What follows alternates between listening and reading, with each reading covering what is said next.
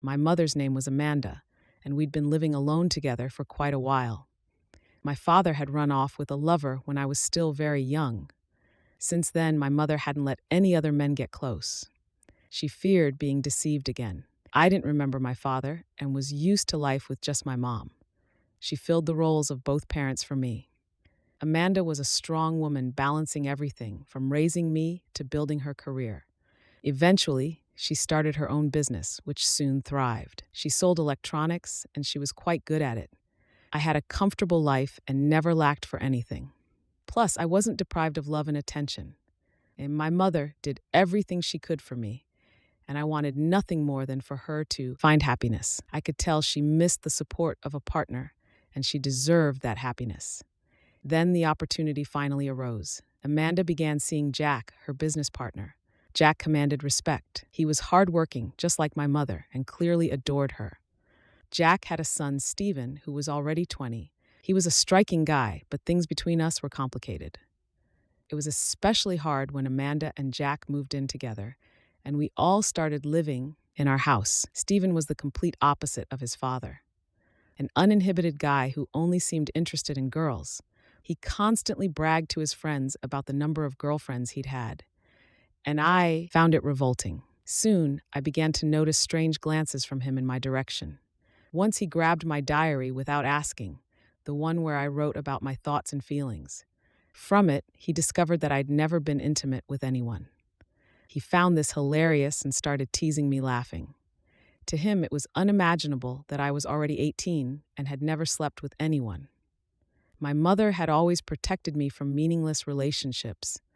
She taught me that without certainty in my partner, intimacy could lead to hurt and humiliation. That's why I wasn't in a hurry to get involved. Although I was mature and sometimes felt a longing for closeness, I was waiting for someone worthwhile. Stephen's behavior with girls only reinforced my belief that most guys were like him, crude and sleazy after only one thing. So I kept my feelings hidden, but now Stephen knew everything and I felt ashamed. One evening, I was at a party where Stephen was surrounded by girls vying for his attention. Though he could be awful, he was undeniably handsome. The girls flocked to him, desperate for his notice. That night, I decided to try alcohol for the first time. The sensations were strange. At first, a little scary, but then a warm feeling spread through my veins, making me braver and more confident. Stephen was going fine, but I overdid it, and eventually I felt unwell. Stephen noticed and came over. "Not feeling so great, little sis?" he asked with a smirk. "Stephen, I'm not your little sister. Just go. I'm feeling awful without your help." "Mindy, come on. I'm just trying to help. Let me take you home. I'm genuinely concerned. Was this your first experience with alcohol?" "Yes, and I clearly overdid it." "Don't worry. This happens to everyone. Next time you'll know when to stop. Come on, let's get you home. I was planning to leave anyway. I'm bored here." "Fine, Stephen, but no rude jokes, please. I just want to get home." I got into the car with Stephen, and we drove off. Along the way, I started feeling sick again and really wanted some fresh air. I also didn't want to go home in this state. I didn't want my mother to see me like this. Everyone suggested we head to a small, secluded clearing he knew of. I didn't feel like facing anyone else right now, so I agreed. The spot was beautiful and very quiet. I felt better almost immediately, and Stephen and I started talking. He still had a bottle of alcohol with him and offered me some. I drank a little more, and it helped. We kept drinking and chatting. "Stephen, I bet you bring all your girls here, don't you?" "Mindy, to tell you the truth, I've never brought anyone here before. Honestly, I'm not as bad as you might think. I actually like coming here alone just to clear my mind. And I'm sorry about my jokes. I shouldn't have taken your diary. You're right, Stephen. You shouldn't have touched my diary. But I'll let it go. I'm sorry for asking this, but is it true you've never been with anyone?" "Stephen, what kind of question is that? I don't owe you an answer." "You're right, sorry. I just got curious. What are you afraid of?" "Well, okay. Yes, I haven't been with anyone. I feel it should be special, so I don't want to rush it." "And you really don't want to experience it?" "I hate to break it to you, but there's no such thing as a perfect moment. It's better to do it with someone who knows what he's doing." "I'd like to, and I'm not expecting fireworks, but yes, I'm curious." "Mindy, let me show you," Stephen said, leaning in to kiss me. I don't know what came over me. Maybe it was the alcohol making me feel uninhibited. Stephen took advantage of it, took advantage of me, but somehow it felt good. I felt his hands touch places no one ever had before, igniting sensations I'd never felt. Inside, I felt a powerful surge of excitement. It was intense and indescribable, but soon it was over. Suddenly, a sense of disgust crept over me, both toward myself and Stephen. Stephen, on the other hand, looked pleased, smiling at me. Afterward, we headed back home. The morning was hard. The hangover was tormenting me terribly, but I was also tormented by the memories of the previous evening. What was I thinking? Stephen was just using me. It was disgusting and vile. I didn't know where to hide from the shame. I felt dirty and empty. I got drunk and made a mistake. I really didn't like remembering it. This vile state followed me everywhere. I tried not to see Stephen, but it was difficult because we lived under the same roof. Stephen didn't say anything, but continued to look at me with a smirk. Sometimes he just stared at me greedily. It embarrassed me greatly, and he liked my embarrassment. It was a nightmare. What if my mother finds out? Or Jack? It would be just a nightmare and a shame. I was saving myself for a special occasion and made such a stupid mistake. It just tore me apart inside. But then all moral principles began to erase. I more and more often played out those vague memories of feelings that evening. As I really liked it, I felt something I had never felt before. I liked these touches. It excited my consciousness, and the longer I thought about it, the stronger my desire became. It was dirty and vile. I had never been like this. This incident changed me. Now I understood what it was, and I wanted it. The bastard Stephen gave birth to this dirty thinking in me, and I could not escape from these dirty thoughts. I wanted to return to my former life, but I could not. I was filled with vice. I was simultaneously ashamed and hot from these thoughts. I accidentally broke a plate in the kitchen and bent down to clean up the shards. At that moment, Stephen unexpectedly leaned against me from behind. He grabbed my hips dirty. "Well, did you miss me? I don't know about you, but I am eager to continue our adventures," Stephen said tensely, kneading my skin in his hands. "Stephen, stop. What are you doing? This is wrong." And that evening was a mistake. I tried to straighten up and remove Stephen's hands. "Stop resisting and pretending to be innocent. You are burning with desire. I know I can see it. You liked it. That evening, you liked these feelings. Do you remember how you moaned and squirmed when I did my thing? You wanted it more than I did. And the nasty things we said to each other. It gave me even more pleasure. And I want to admit that I felt incredible pleasure with you." "No, Stephen, no. This is wrong. We are brother and sister, even though we are stepsisters. It is disgusting." I tried to free myself, but his hands were already starting to ignite my desire. I spoke, but I was already suffocating from the feelings that boiled inside me. "Yes, this is wrong and disgusting, and it makes me want it even more. And I will do it to you again, right here and right now," Stephen said, bending me over the table. It happened again. I gave myself to Stephen again. I could push him away. I could run away. But the problem was that I wanted it myself. Neither Jack nor Amanda were home, and Stephen calmly did depraved things to me. He did shameful things. His hands boldly fidgeted all over my body, and it gave pleasure. We could not stop anymore, and we did not want to. When it ended again, that disgust became less. Over time, this moral line was erased. It was immoral and disgusting, but I no longer thought about the consequences, about the fact that it was really disgusting. I left all my moral principles. Now, Stephen and I did it often, trying not to catch the eye of our parents. It was disgusting and pleasant. I wanted more of it. I wanted to drown in this debauchery, although I was already up to my ears in this filth. And it seemed to me that I could not fall lower. But what happened next was a real shock to me. It was something I found hard to believe. One day, Jack and I were alone at home, and he started a completely unexpected and frank conversation with me. "Mindy, I wanted to have a serious talk with you, and you turned out to be not such a quiet person, as you try to seem to everyone, right?" Jack said with a smile and narrow eyes. "I don't understand, Jack. What are you talking about?" I asked embarrassedly. "Come on, Mindy, don't deny it. I know everything. I saw it, what you do with my son." Jack came very close to me. "I don't understand at all what you're talking about." I still pretended not to understand anything. "Oh, you don't understand then? Well, then here's the video, isn't it you? I filmed it on my phone so you wouldn't lie to me."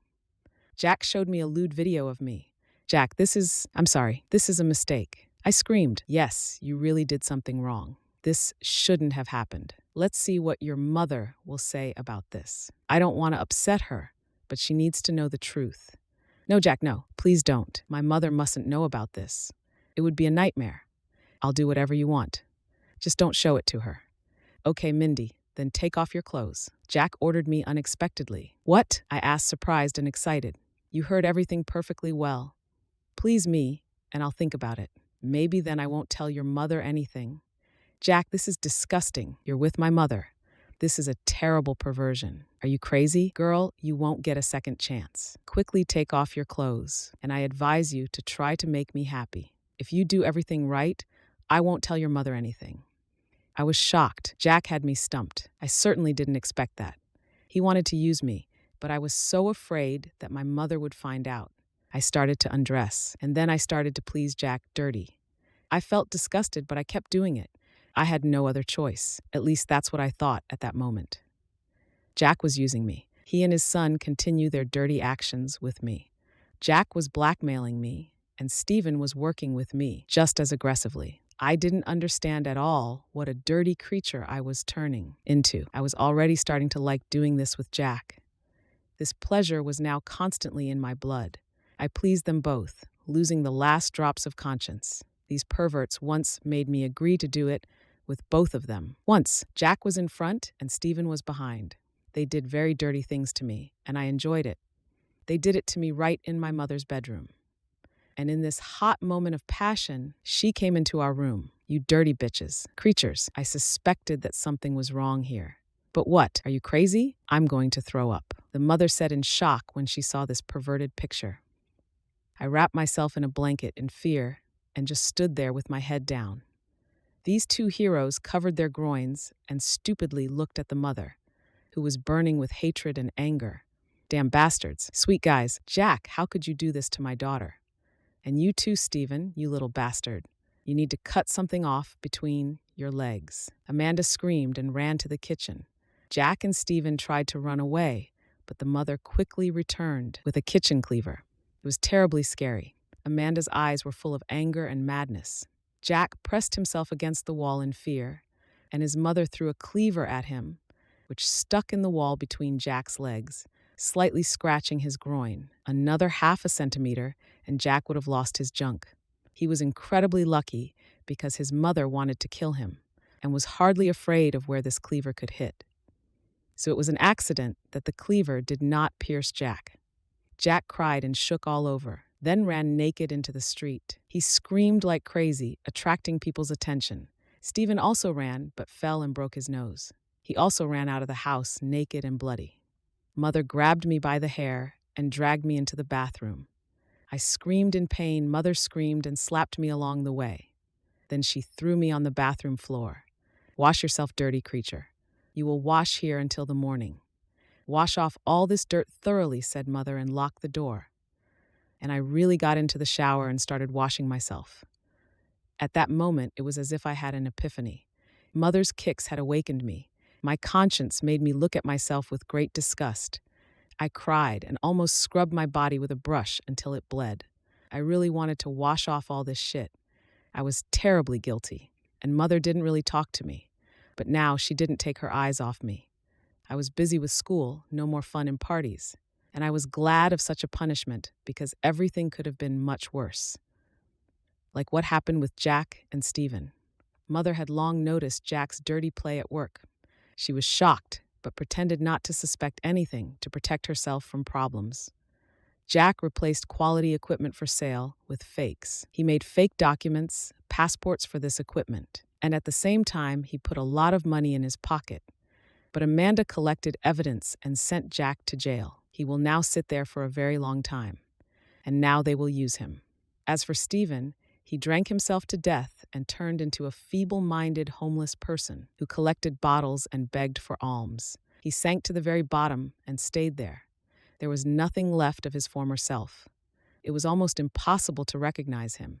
Now I lived under my mother's strict supervision and followed all her instructions. Over time, we all make peace, and now we are both trying to forget all the horror that was before. Story 2. I'm a 57-year-old man, and I've been married to the woman who was the love of my life for that 26 years. Let's call her Lucy. We were college friends, and we knew each other for a decade before getting married.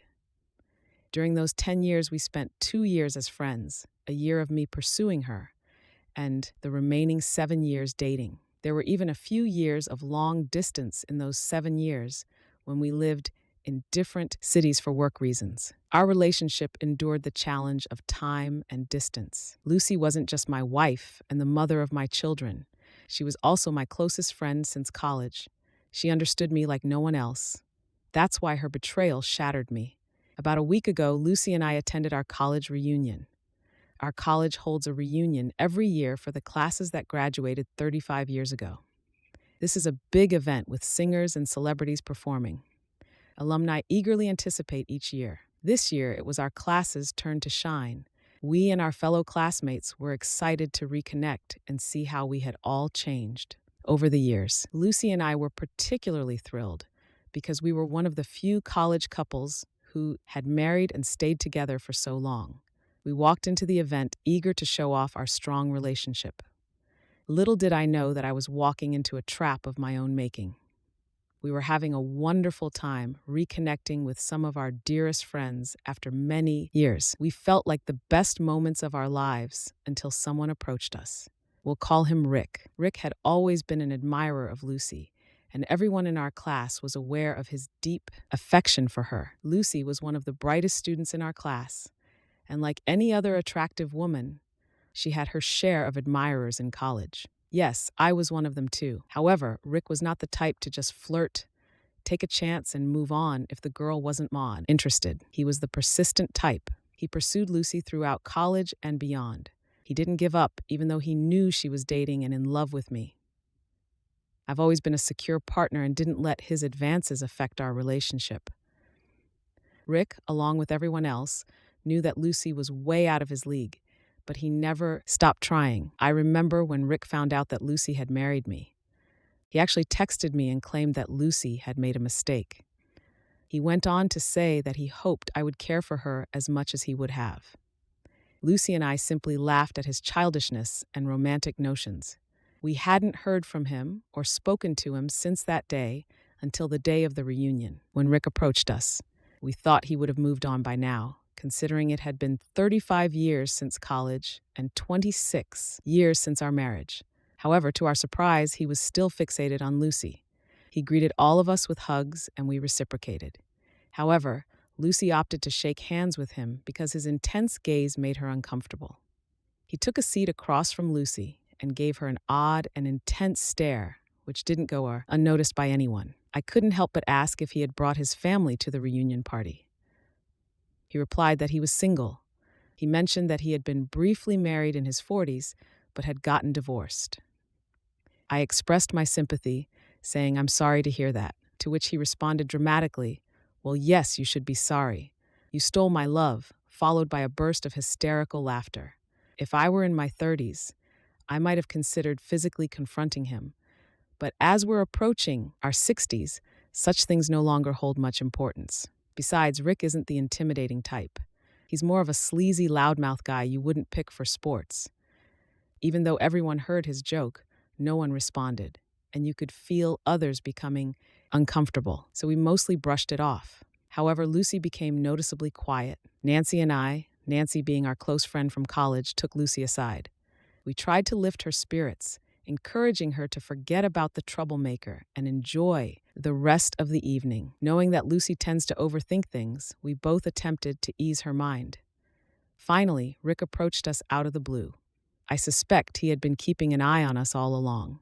To our surprise, he apologized, stating that he hadn't meant to upset her. Instead, he claimed he wanted to make her feel happy that despite the years of separation and the effects of aging on her appearance, she still had an admirer. I couldn't tolerate his cheesy words and told him to back off. He expressed genuine regret about causing discomfort. Lucy asked him to leave us alone, but he insisted that Lucy forgive him so we could enjoy the last gathering of our lives. Those words made me think it was time to put this behind us and move forward. That night was undoubtedly the final occasion for us to meet our old friends and classmates. So there was no point in dwelling on the past. Lucy hugged him and urged him to move on from her and let it go. We all hugged and headed to the dance floor to have fun at the party. Lucy just joined us, and it turned into an enjoyable time. Later on, I noticed Nancy and Lucy talking to Rick, who was standing beside them. He was engaging in conversation and dancing in a comical manner, if that makes sense. And I was relieved that this matter seemed to be resolved and we could look back on it in a positive light. I kept an eye on them to ensure Lucy was okay. Rick was whispering something in her ear, and she smiled and nodded at him. I assumed it wasn't anything inappropriate, or else Lucy would have reacted differently. This gave me the green light to relax and enjoy myself with other friends and classmates. About an hour later, I noticed that Lucy and Nancy were nowhere to be seen. Initially, I didn't pay it much mind because we were all mingling separately. I too was catching up with other friends on my own. However, when they didn't reappear after some time, I began searching for them. I attempted to call them first, but they didn't answer. I realized the loud music might be drowning out the sound of their phones ringing. After roughly 30 minutes, Lucy returned, but something about her seemed off. There were no apparent changes in her appearance, but I had a distinct feeling that she was a different person. She became unusually quiet and kept urging me to leave.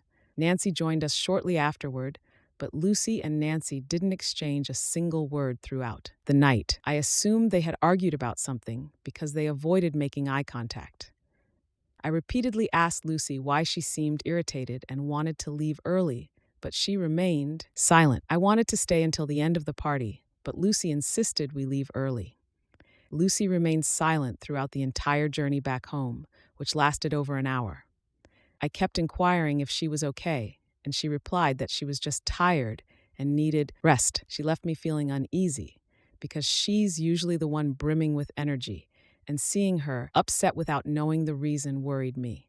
I asked if it had anything to do with Nancy, but she simply replied with a no, providing no further explanation. I assumed she was exhausted and left her alone. When we arrived home, while most of our friends were posting happy pictures of the evening and chatting on social media, expressing their joy at the reunion and lamenting the possibility that it might be the last, Lucy slipped into bed with her eyes closed. I suppose she wanted me to believe she was asleep. Why do I say that? It was almost 2 a.m. when I went to bed. Tired, I fell asleep as soon as I hit the mattress. I'm not sure how long I had been asleep when Lucy woke me up. She was in tears, resting her head on my chest. I held her close and asked if she was feeling emotional about reuniting with her old friends. But she didn't respond. She simply continued crying. I held her tightly to show my support, as that was the least I could do, since she wasn't sharing what was troubling her. I allowed her to release her emotions, and when her tears finally stopped, she revealed something that left me stunned. She confessed that she had cheated on me with Rick. I was at a loss for words, unable to ask her anything further. I felt frozen in shock, thoughts swirling in my mind about what might have transpired. The last time I saw Lucy, she was dancing with Rick and Nancy, along with others. Then the three of them disappeared for about an hour. When Lucy returned, she wore a gloomy expression and insisted on leaving the party. She mentioned that Nancy was aware of the situation, but she was clearly furious with that Lucy, which explained her upset demeanor. I was still unable to speak, so as she observed my stunned state, she began explaining everything on her own. She recounted how while they were dancing, Rick kept apologizing to her for the embarrassment he had caused her, especially after she had rejected his advances numerous times. He showered her with praise, claiming that in all his travels around the world, he had never encountered a woman as extraordinary as her.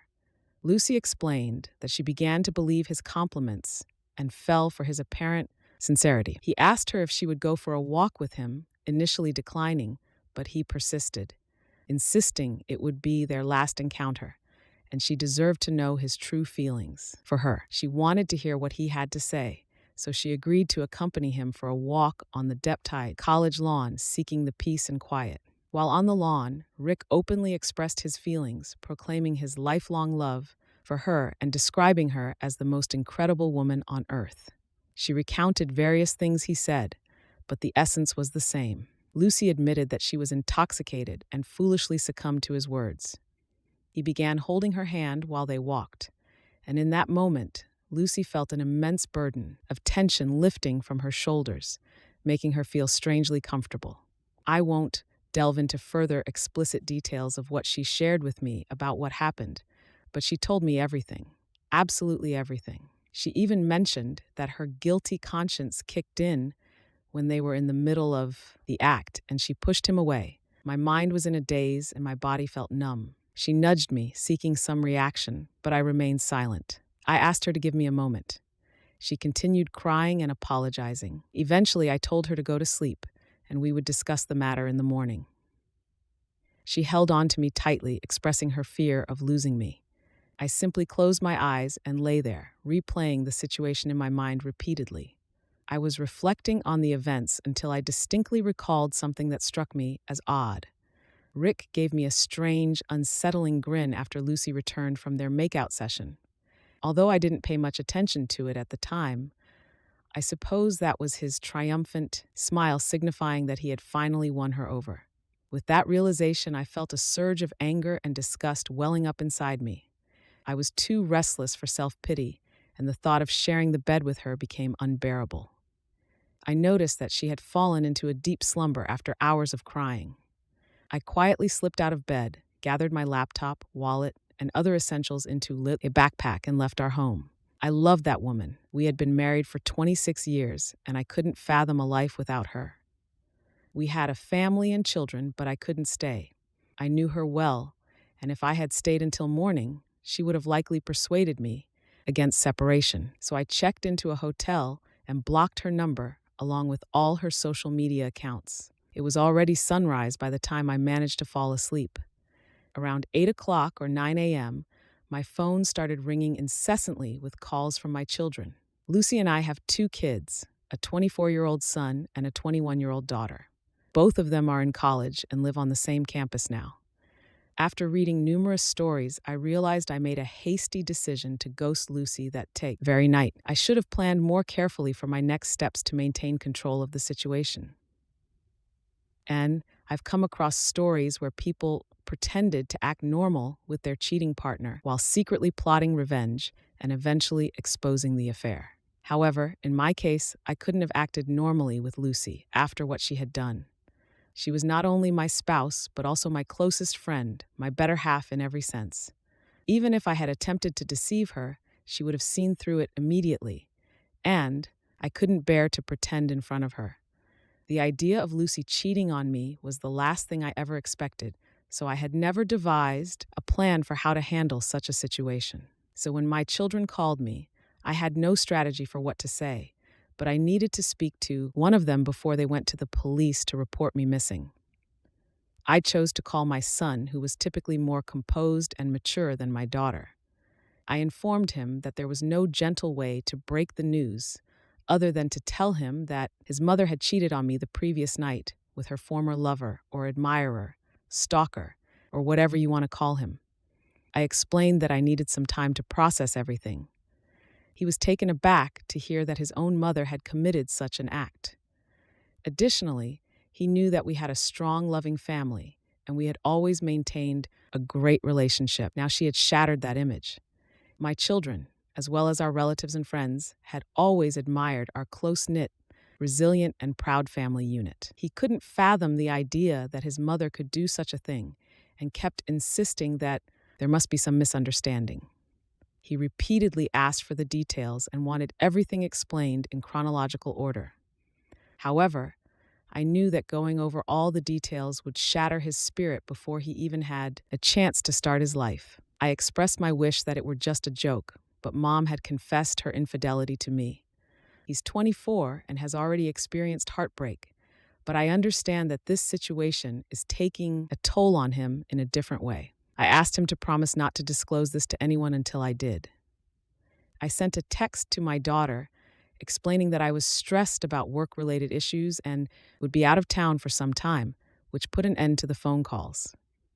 So the situation was as follows. While my daughter believed I was away on business, both my son and Lucy knew that I had separated from her. Over the next few days, I spent time online searching for the best lawyers and seeking a solution to my problem. That's when I came across one of these online communities where many men had experienced a similar fate to mine. I read about how they had planned their revenge and taken action against their cheating partners, including their anger towards the affair partner. I understand their feelings, I truly do. But seeking revenge on Lucy is the last thing I would consider in life. I still love her deeply, and I would be lying if I said I could destroy her life in such a way. I don't want to, but I also cannot be with her again. Reconciliation is not an option for me. I'm unsure how I'll navigate this situation or if I'll ever recover from it. I have numerous responsibilities to handle: my work, my children, my assets, and more. I've scheduled an appointment with a lawyer for tomorrow, and I'll see what advice they have to offer. Both Lucy and I were management consultants, but in our late 40s, we both left our full-time jobs. Lucy pursued her long-standing passion for writing, and I became a business consultant for startups. As a self-employed individual, I don't have a fixed workplace.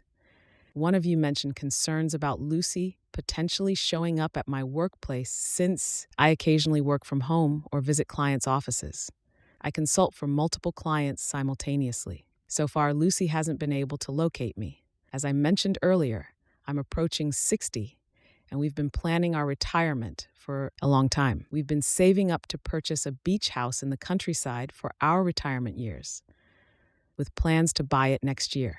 We've even identified some properties and have been in discussions with property owners. Fortunately, we haven't made the purchase yet. Otherwise, it would have presented a different set of challenges. Lucy has been trying to contact me ever since I ghosted her. I met with the lawyer the day after my initial post, and he advised me to inform the children about the separation. Given that they are adults, we also discussed the division of property, and I've decided to split it evenly between Lucy and myself. No, my retaliation wouldn't involve depriving Lucy of her wealth. She's entitled to half of our assets, and she's earned it. She's also entitled to the separation, which she too has earned. I understand her very well. She might be willing to relinquish her claim to the wealth to reconcile and keep our family together. While the divorce paperwork was being prepared, I met with my children.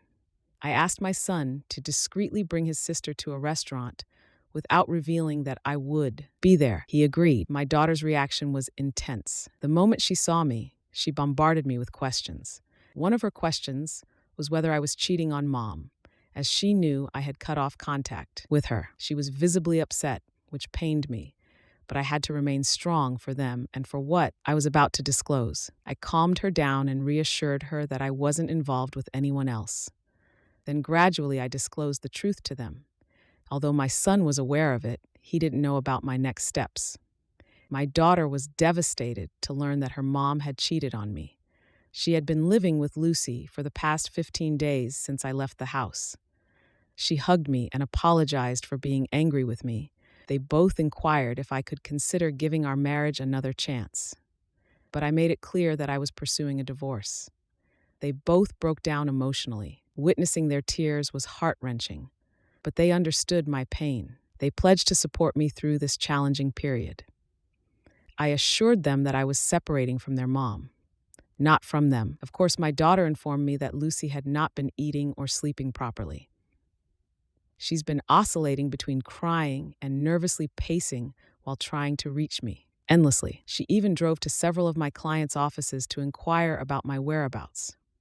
But they all informed her that I hadn't visited their offices for 2 weeks. When our daughter asked her if something had happened between us since it was the first time I had acted this way, Lucy didn't respond to her question.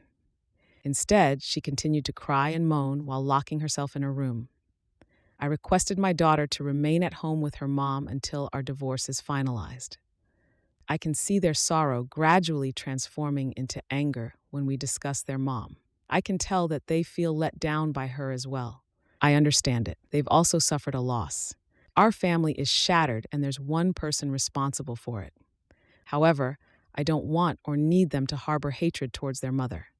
So I insist that they offer her support. Here's something you won't believe. A few days later, I received a text from Rick inquiring about Lucy. He mentioned that if I was planning to divorce her After learning about her infidelity, he was willing to take her. I replied that Lucy was a free woman and could make her own choices. I blocked him afterward. I'm sure he messaged me to provoke me, but I felt the least anger towards him. I won't fall into his stalking tactics. I didn't marry, love, or trust him. All of that I did with Lucy, who betrayed me, affecting me deeply. I'm not insecure. He can have her if she desires. I'm least concerned about that. The divorce papers are supposed to be mailed today, and I'm still waiting for my daughter's call regarding Lucy's reaction. In the meantime, I still have many matters to sort out: my assets, retirement, and my children's well-being. I had a long list of things to take care of. And first and foremost, my divorce has been settled now. When Lucy received the divorce papers, she didn't take it well. She became unhinged. Until then, she had been living in a bubble where she believed I was merely angry and would return to her once my anger subsided. That bubble burst when she received the papers. She insisted that my lawyer arrange a meeting with me, but my lawyer declined. He stated that she was getting half of all the assets, which was more than she deserved. She responded by saying she didn't want any assets, only me. I told you I know her. She expressed her desire to meet me once before signing the divorce papers. She was confident in her abilities. She knew that if she had one FaceTime conversation with me, she could persuade me to reconsider the separation. She was right. If I had met her, I might have changed my mind. I still loved her and couldn't bear to see her deteriorate, but I couldn't set aside my self-respect. She took me for granted, tore apart our family. For what? I won't delve into that abyss. I just want to say I couldn't endure living like that. My daughter wanted to meet with me urgently. She informed me that her mom's condition had worsened to the point where she had to be hospitalized. Lucy had fallen into a deep depression and was refusing any medication or supplements for her well-being. She had been admitted to the hospital and placed on a liquid diet because she had stopped eating altogether. I understand that many of you might perceive me as heartless and self-centered at this juncture, questioning whether I ever truly loved Lucy due to my apparent indifference to her declining health. My response is simple. Have you ever experienced betrayal? If not, you cannot fathom the pain I'm going through. To say that I loved and cherished my wife would be an understatement. I practically idolized her. I was her staunchest supporter and fan, and we've been together for almost 3 decades. She's the mother of my children. Rick was partially right. Finding a woman like Lucy is exceptionally challenging. She possesses intelligence, talent, empathy, and all the qualities one desires in a partner. Therefore, I made sure to treat her accordingly. But what did she do in return? She struck me at my most vulnerable point.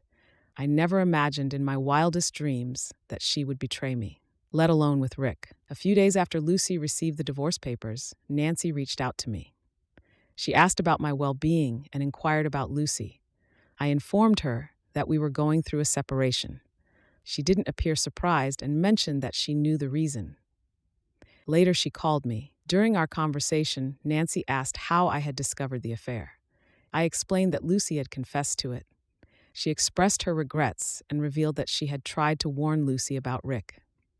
Nancy had advised her not to go out with him, but Lucy had ignored her counsel. Nancy disclosed something that reinforced my confidence in my decision. Her account of the incident had a slight variation from what Lucy had told me.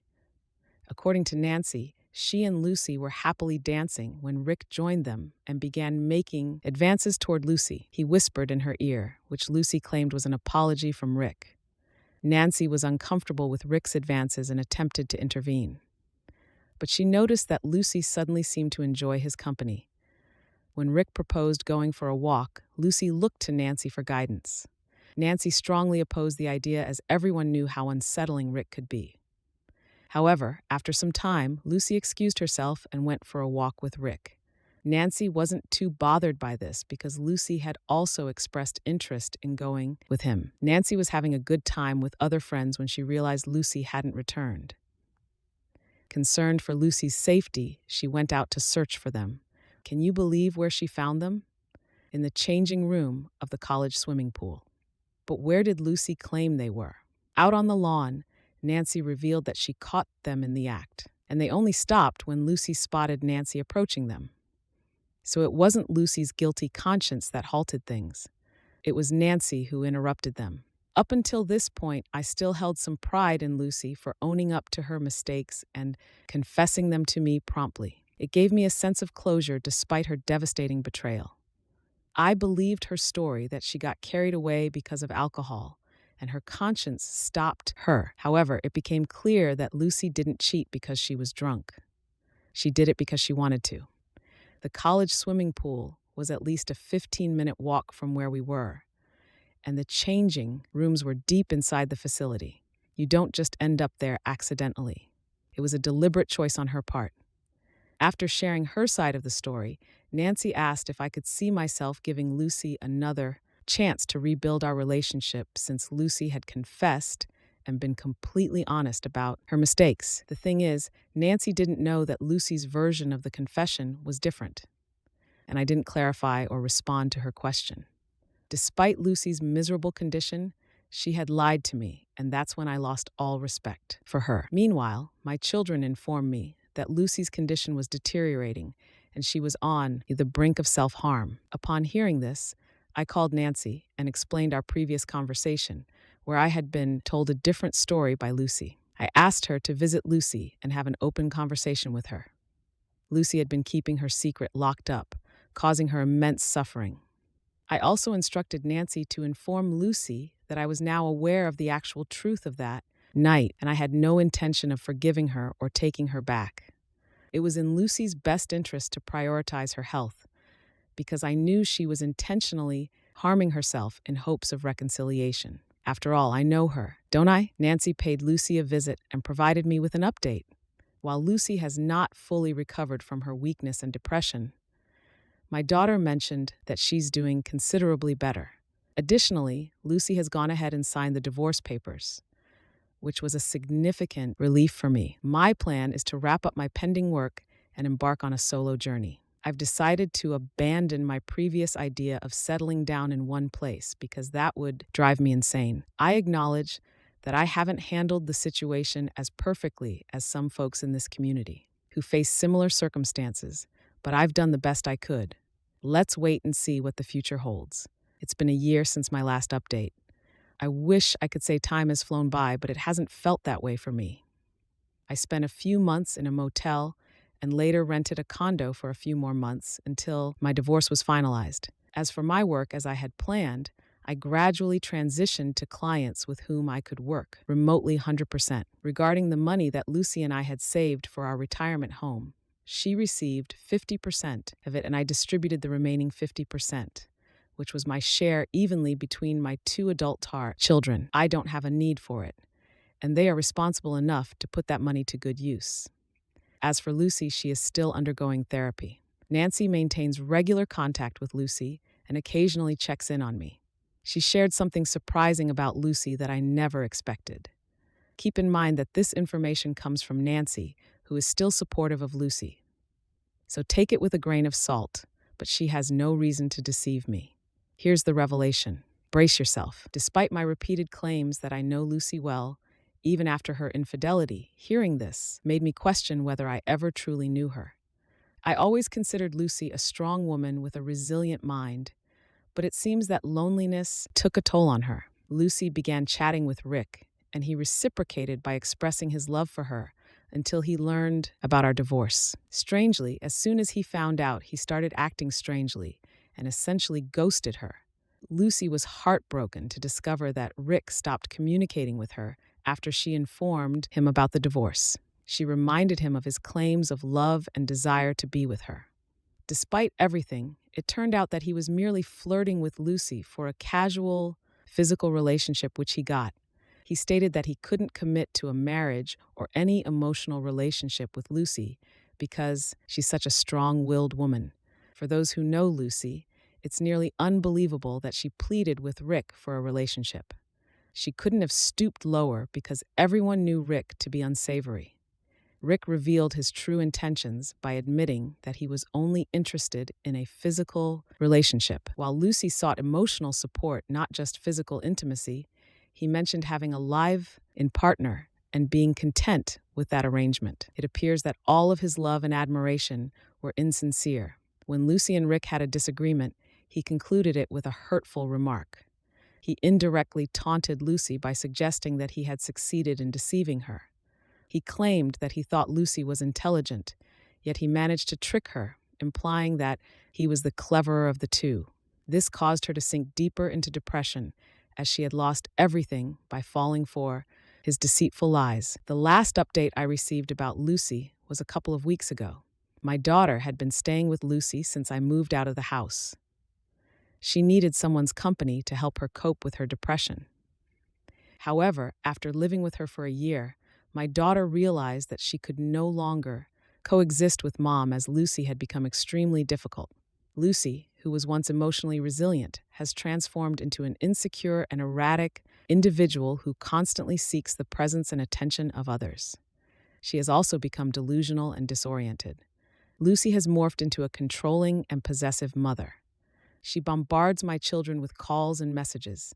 If they don't respond promptly, she even insisted that my son move in with her until he got married, but he declined her request.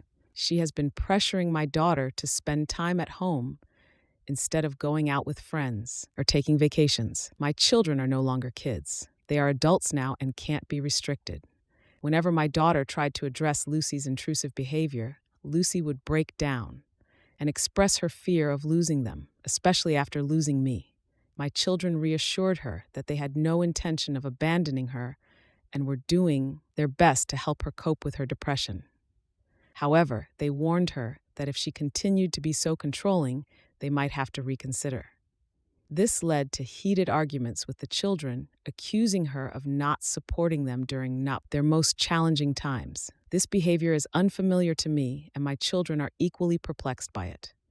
Ultimately, they had to confront her, explaining that it was her actions that had disrupted our once happy and loving family. What was once a harmonious and safe family environment is now fractured and distorted. It was difficult for her to accept that her own children held her responsible for everything. My daughter moved out of the house 2 weeks ago. She informed me that she had tried her best to assist Lucy, but she couldn't put her life on hold to care for her. I believe my daughter's decision was reasonable. She needs to move forward with her life, and Lucy needs to regain control of her own life. While some might take satisfaction in seeing their cheating ex-wife in misery in their 20s or 30s, I couldn't find happiness in this situation. I felt genuinely sorry for her condition. Her poor choices have condemned her to a lifetime of suffering. I hope she can rediscover her former self, a confident, strong woman who doesn't need to rely on people like Rick for emotional support. As for my own journey, I've spent the past year living in 4 different countries, exploring local cultures, savoring diverse cuisines, and immersing myself in entirely new lifestyles. It has been a great experience. Initially, I was disappointed that my retirement plans had to take a different path. I had always envisioned spending my golden years in peaceful harmony with Lucy. However, now I find satisfaction in having embraced various cultures and lifestyles. I've had the privilege of meeting incredible people in different corners of the world. To clarify, I haven't entered into any new relationships, nor am I actively seeking one at the moment. I'll remain open to whatever the future has in store for me, and I'll keep you updated if anything significant unfolds. Last month, after 4 years, I had the opportunity to meet Lucy again. This reunion was due to my son's upcoming wedding. Yes, my son has found the love of his life and decided to tie the knot. He called me 2 months prior to the wedding and expressed his desire for Lucy and me to meet the girl's parents. Initially, I was hesitant and suggested that I could meet them directly at the wedding. However, I realized that it wasn't about me. It was about fulfilling my responsibilities as a father. The girl's parents graciously hosted a dinner for us a week before the wedding. Although I hadn't confirmed my attendance, I decided to join at the last moment. It was somewhat challenging to see Lucy in this context, as I would have preferred to have one of us attend. Nevertheless, I understood that I needed to be there for my son. Upon my arrival, Lucy seemed surprised. She appeared different, and her eyes conveyed that she had undergone some changes. She greeted me with a polite smile, but I could sense that she was feeling tense. Throughout the years, she had always maintained her long, thick hair, even as we grew older. but it seemed she had aged more than expected during those 4 years. Interestingly, they seated us next to each other at the table, making me suspect that our son hadn't informed them that this would be our first encounter in years. It's worth noting that this situation posed no issue in front of others. She remained silent, but as soon as we had a chance to talk privately, she commented that I appeared healthier and happier. I acknowledged it, attributing it to cutting off all the toxicity from my life. This caught her off guard momentarily, and she glanced around to ensure no one overheard us. She inquired if I was in a relationship, but I evaded the question, stating that my relationship status shouldn't concern her. During our conversation, I barely made eye contact with her, focusing my attention on everyone else primarily. After the dinner, when it was time to leave, I bid everyone good night with hugs, but I simply nodded my farewell to Lucy, telling her to take care. I suppose she didn't anticipate that, as she also stood up when I was saying my good port yes to everyone. It happened quickly, so I don't think it was too awkward for the others. Surprisingly, my interaction with Lucy was quite uneventful. She seemed either intimidated by me or too anxious to engage in more open conversation. Whether she was overthinking or not, I didn't dwell on it much. After leaving the gathering and stepping outside, my son accompanied me and offered for me to spend the next few days with him. But I declined, assuring him I would call. I then drove to my hotel. By the way, I don't have a permanent residence. I'm mostly out of town, and when I'm in town, I stay in a motel, transitioning into a nomadic lifestyle after being a family man for 26 years was challenging. But I've grown accustomed to this adventurous life, and I'm thoroughly enjoying it. Aside from my family situation, I have another update. I now have a companion. Yes, during my visit to Tokyo 2 years ago, I met Ashleen, who was 52 years old. She had recently come out of an abusive relationship and was savoring her first solo trip. We connected while hiking up a mountain. We became friends because neither of us was seeking a romantic relationship at the time. After our time in Tokyo, I was about to head to South Korea while she was heading to Thailand. We stayed in touch for the next 6 months and eventually decided to plan our trips together. For the past year and a half, we have been traveling together to over 8 countries. We became travel companions and didn't rush into anything physical or emotional. During the initial 2 months of our travels, we both took our time getting to know each other better, and we were clear from the start that we didn't want to get married. For now, we want to relish the experience of traveling and exploring different places. My children were aware of Ashleen, but they chose not to disclose this to Lucy, fearing it might trigger her depression again. After arriving at the hotel, I called my son to explain why I declined his invitation to stay with him. I informed him that Ashleen had accompanied me to town and I couldn't leave her alone. I expressed my desire for Ashleen to attend the wedding. She was excited but also apprehensive about Lucy's reaction. I emphasized that Ashleen should be at the wedding because she's my partner and should meet my family. My son added his sister, my daughter, to the call to get a second opinion, but mostly to discuss it among the 3 of us. She agreed with me that Ashleen should meet the family. The wedding was a week away, so I used that time to give Ashleen a city tour since it was her first visit to Kentucky. Now, on the day of the wedding, as soon as we arrived, I noticed Lucy already staring at me. She was visibly upset when she saw me holding hands with Ashleen at the wedding venue. I had already warned Ashleen about the possibility of Lucy's unpleasant behavior, but she assured me she could handle the situation. This was the first time I witnessed how controlling Lucy had become since our separation. She rushed toward us and grabbed my wrist, attempting to pull me aside. I firmly told her that I didn't want a private conversation with her. She questioned if Ashleen was my girlfriend or if I planned to marry her. I replied that it shouldn't concern her and asked her to leave us alone because the guests were arriving and some were noticing Lucy's tears and anger. She insisted that she didn't care about anyone else and needed to resolve this matter one way or another. My daughter intervened and tried to calm her mom down, but Lucy refused to go with her. We pointed out that she was disrupting the wedding. She responded loudly that she didn't care. At this point, my usually gentle daughter turned into a force to be reckoned with. She didn't just lose her temper. She gave Lucy a stern talking to that I never expected from our daughter. In a hushed yet commanding tone, she told her, "Yes, Mom, you were supposed to walk into the wedding on Dad's arm and be with Dad, but you chose to be with some random guy. So either accept it and move on right now, or I'm going to make sure you're kicked out of the wedding before it even begins." I almost wanted to intervene, as it's natural for a parent to do so when they see their child in distress. But my daughter was tougher than I could ever be when it came to her mom. As she pointed her finger at Lucy and meant every word, I felt the tension in Lucy's grip on my wrist release. I saw Lucy's face quiver as she let go of me, and she stared at me for 3 seconds. During that time, her expression shifted from anger to betrayal to sadness. She didn't say a word, but her face revealed a whirlwind of emotions.